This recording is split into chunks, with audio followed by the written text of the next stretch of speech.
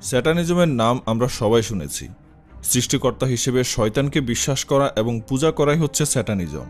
এটা এমন একটা ধর্ম যার চর্চা করা সভ্য সমাজে সম্পূর্ণ নিষিদ্ধ। আর ইসলামিক তথ্য অনুযায়ী স্যাটানিজম মানেই হচ্ছে জিন বা জিন্নাতের আরাধনা করা। জিন জাতি সম্পর্কে নানা কথা শোনা যায়। পবিত্র কোরআনেও এদের সুস্পষ্ট বর্ণনা রয়েছে। ইসলামিক তথ্য অনুযায়ী জিন ভালো হতে পারে, খারাপও হতে পারে। এদের কাছে কিছু সুপার ন্যাচারাল পাওয়ার থাকে, যদিও জিন অনেক ধরনের হয়।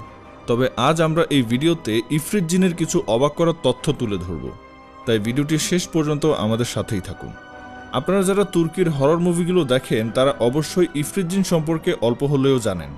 বলিউডের একটি মুভিতেও ইফরিত জিনের কিছু দিক তুলে ধরা হয়েছিল। কিন্তু আজ আমরা ইফরিত জিন সম্পর্কে এমন কিছু তথ্য তুলে ধরব যা হয়তো আপনারা এর আগে কখনো অনুমানও করতে পারেননি। ধর্ম যেটাই হোক না কেন, সত্যি এটাই যে সব ধর্মই আলাদা আলাদা কিছু অলৌকিক শক্তিতে বিশ্বাস করে। আমাদের উপর সৃষ্টিকর্তার রহমত যেরকম বিদ্যমান, ঠিক তেমনই আমাদের আশেপাশে অশুভ শক্তিও রয়েছে। জিন জাতিকে সৃষ্টি করা হয়েছে মানব জাতির প্রায় 2000 বছর পূর্বে। জিন জাতির মধ্যে ইফরিত হচ্ছে সবচেয়ে ভয়ঙ্কর জিন। তাদের কখনো দেখা যায় না, তবে তাদের আওয়াজ শোনা যায় এবং তাদের অস্তিত্ব অনুভব করা যায়। ইফরিত জিন সম্পর্কে একটি বহু পুরনো তথ্য জানা যায়, যা থেকে ইফরিত জিনের ক্ষমতা সম্পর্কে ধারণা পাওয়া যায়।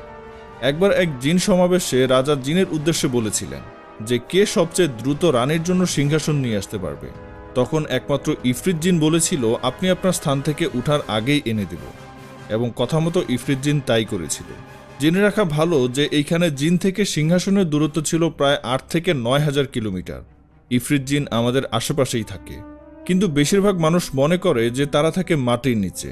ইফরিত জিন যেমন নিজেদের জিন জাতির মধ্যে সম্পর্ক তৈরি করতে পারে, ঠিক তেমনভাবেই তারা মানুষের সাথেও সম্পর্ক স্থাপন করতে পারে।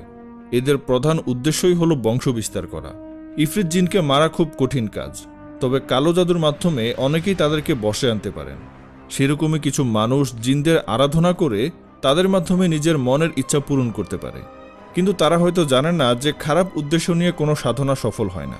এরা হয়তো নিজেদের পতন ডেকে আনে, আর নয়তো সাধারণ মানুষের জন্য বিপদ ডেকে আনে।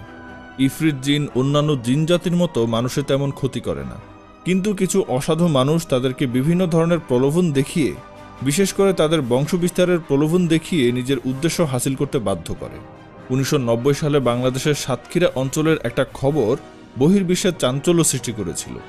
এবং সেই তথ্যটি হলো, সাতক্ষীরা এবং তার আশেপাশের অঞ্চল থেকে হঠাৎ করেই বেশ কিছু নাবালিকা মেয়ে গায়েব হয়ে যাচ্ছে এবং কিছুতেই তাদের খোঁজ পাওয়া যাচ্ছে না। সবাই বলে যে এই অলাদ চক্রই ছিল এর পেছনের কারণ। আগেই বলা হয়েছে যে ইফরিত জিন হচ্ছে জিনদের মধ্যে সবচেয়ে ভয়ঙ্কর জিন, যাদের কখনো দেখা যায় না, তবে তাদের আওয়াজ শোনা যায় এবং তাদের অস্তিত্ব অনুভব করা যায়। এরা মানুষের সাথেও সম্পর্ক স্থাপন করতে পারে। সাধারণ মানুষ 9 মাসের মাথায় জন্মগ্রহণ করলেও ইফরিতের সন্তান জন্ম নেয় 1 মাসের মাথায়, এবং যে সন্তানের জন্ম নেয় সেটি নাভাল কর ছাড়াই জন্ম নেয়। তার মানে সে এই 1 মাস মায়ের গর্ভে বড় হয়েছে ঠিকই, কিন্তু মায়ের শরীর থেকে কোনো পুষ্টি লাভ করেনি। তাকে হৃষ্টপুষ্ট করে বড় করেছে ইফরিত জিন নিজেই। এই সন্তান ভবিষ্যতে ইফরিতের হয়ে বংশবিস্তারের ধারা অব্যাহত রাখে, আর এইভাবেই ইফরিতের অস্তিত্ব টিকে থাকে যুগের পর যুগ।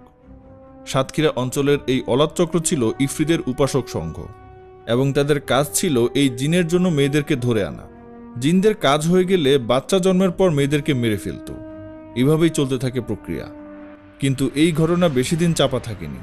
মানুষের কাছে কোনোভাবে পৌঁছে যায় এই অলাদ চক্রের কাহিনী, এবং তারপরই খুব ভয়ানক আন্দোলন শুরু হয় এই অলাদ চক্রের বিরুদ্ধে, যার নেতৃত্ব দেন ঢাকা বিশ্ববিদ্যালয়ের এক প্রফেসর কাশিম আলী।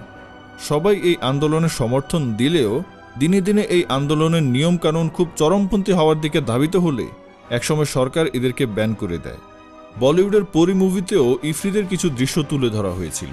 সেটা দেখার পর অনেকের মনেই হয়তো একটা প্রশ্ন এসেছে, সত্যি কি এটি একটি সত্যি ঘটনা, নাকি সম্পূর্ণ একটা রহস্য? কিন্তু ঘটনাটি একেবারেই মিথ্যা বা একেবারে সত্য তা বলা যায় না, কারণ ইসলামিক তথ্য অনুযায়ী ইফরিত জিনকে ব্ল্যাক ম্যাজিক দ্বারা তাদের বংশ বিস্তারের প্রলোভন দেখিয়ে তাদের মাধ্যমে এরকম কাজ করানো খুব অসম্ভব কিছু নয়। তো বন্ধুরা, এই ছিল ইফরিত জিন সম্পর্কে কিছু অবাক করা তথ্য। ভিডিও সম্পর্কে আপনাদের মতামত আমাদেরকে কমেন্ট করে অবশ্যই জানাবেন। ধন্যবাদ।